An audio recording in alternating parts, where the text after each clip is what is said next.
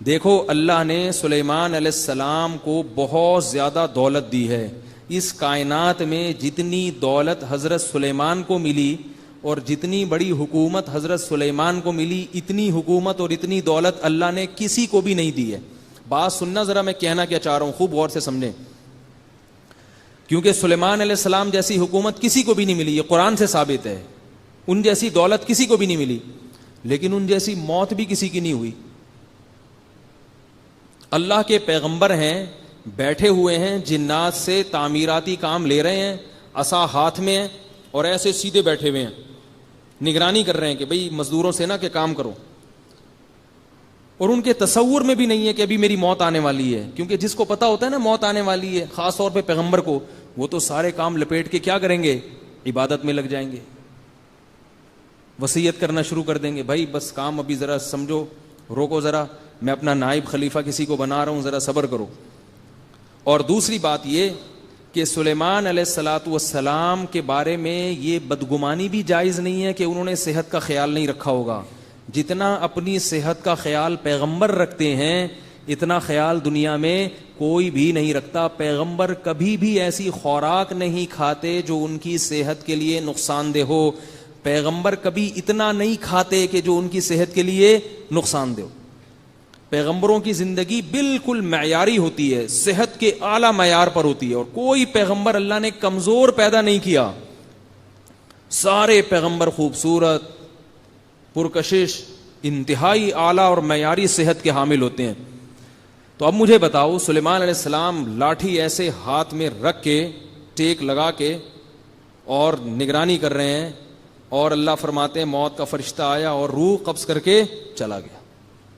ایسے منٹوں میں روح قبض کی ہے کہ وہ اسی طرح ہی پڑے رہے ہیں, بس ایسے بیٹھے ہیں اور موت آ گئی, کیونکہ ٹیک لگی ہوئی تھی, گرے نہیں. اور جنات یہ سمجھ رہے تھے کہ سلیمان علیہ السلام نگرانی کر رہے ہیں, کیونکہ انبیاء کی جب موت واقع ہوتی ہے تو ان کے جسم میں تغیر نہیں ہوتا, انبیاء کی باڈی محفوظ رہتی ہے, اس میں کوئی تغیر نہیں آتا. اسی وجہ سے نبی صلی اللہ علیہ وسلم کو دیر سے دفنایا گیا ہے, کہ جلدی دفنا دیتے تو خلافت میں اختلاف ہو سکتا تھا.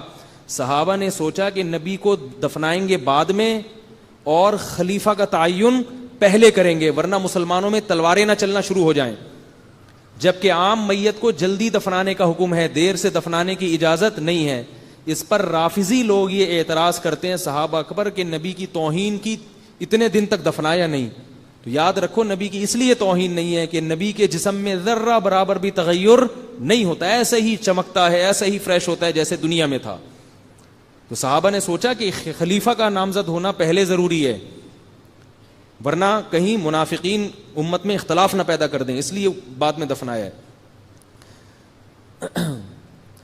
تو سلیمان علیہ السلام کے جسم میں کوئی تغیر نہیں ہوا, بالکل ایسے بیٹھے ہوئے ہیں, موت آئی اور گئے دنیا سے.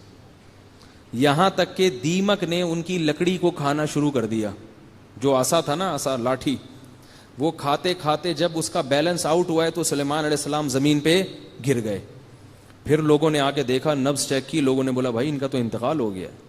قرآن کہتا ہے کہ اگر جنات کو پہلے پتہ چل جاتا نا یہ دنیا سے جا چکے ہیں تو اتنی سخت محنت اور مزدوری میں نہ لگے رہتے, وہ تو ان کے روب سے لگے ہوئے تھے.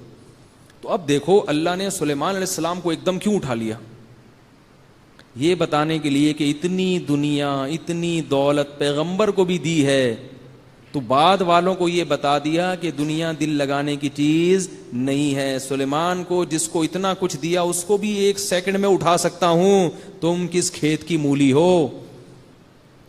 بات نہیں سمجھ میں آ رہی, کیا کریں یار.